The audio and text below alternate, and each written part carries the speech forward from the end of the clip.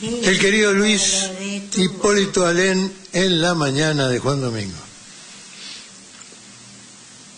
Bienvenido. Buen domingo para todos, compañeros. Bueno, hoy es octubre y octubre es un mes de cumpleaños, ¿no? Empezamos con el cumpleaños del querido Martín, ¿no?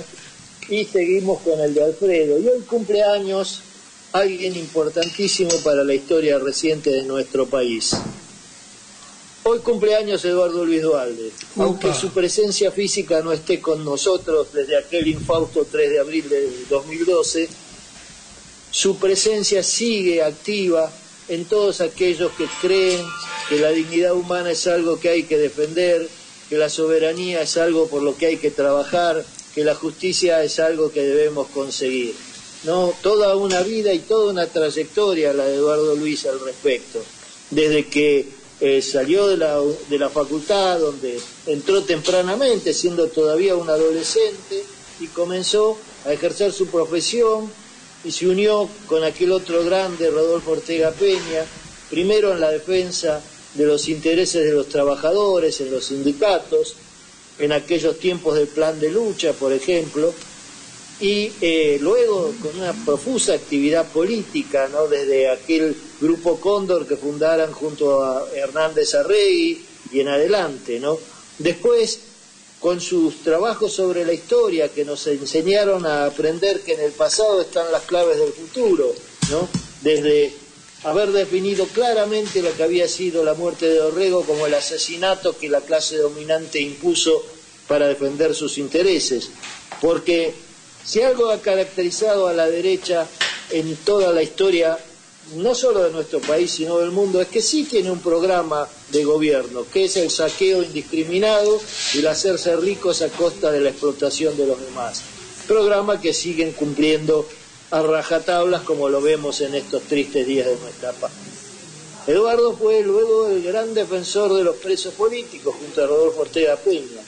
Defendió en aquellas épocas de las dictaduras de Onganía, Levington y Lanusse a cuanto preso político caía bajo las garras de la represión, sin preocuparse por cuál era el origen o la militancia política de ellos, sino porque había que defenderlos, porque era un deber de quienes entendían la profesión de abogado no como una profesión liberal destinada a ganar dinero, sino como una forma de buscar la justicia real.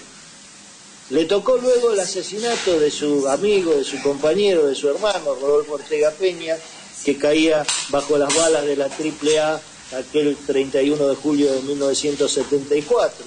Tuvo que pasar a la clandestinidad y ya llegada a la dictadura genocida, marchar al exilio para salvar su vida, mientras otros compañeros de militancia y de ejercicio también de la profesión de abogado en la defensa de derechos humanos, como Mario Hernández o Roberto Sinigaglia, caían víctimas de aquella dictadura. En el exilio no se quedó, por supuesto, callado, ni olvidando de dónde venía ni por qué estaba allí.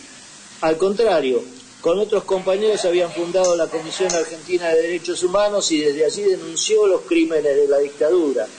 El primer informe, el primero en el enero de 1977, que se llamó Argentina, proceso al genocidio, y allí siguió su tarea infatigable de denuncia hasta en 1983, ya casi sobre el fin de la dictadura, publicó aquel maravilloso libro, El Estado Terrorista Argentino, donde analizó como nadie otro lo hizo ni lo pudo hacer todas las causas, los orígenes y los métodos que aplicaba la dictadura y a qué fines servía.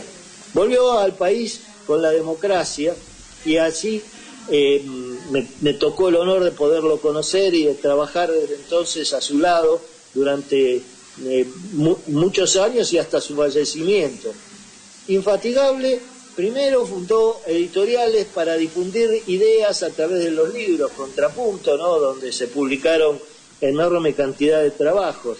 Después le tocó ser juez de un tribunal oral, poniendo en claro cuál era el ejercicio verdadero de la función de la magistratura frente a tantos otros mercachifles que hoy aparecen como jueces.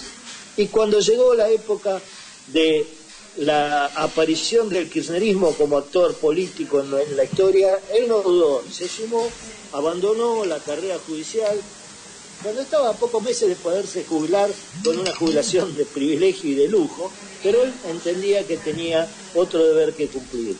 Y Néstor le encargó una tarea realmente ciclópea, que fue la construcción de una política de derechos humanos en este país.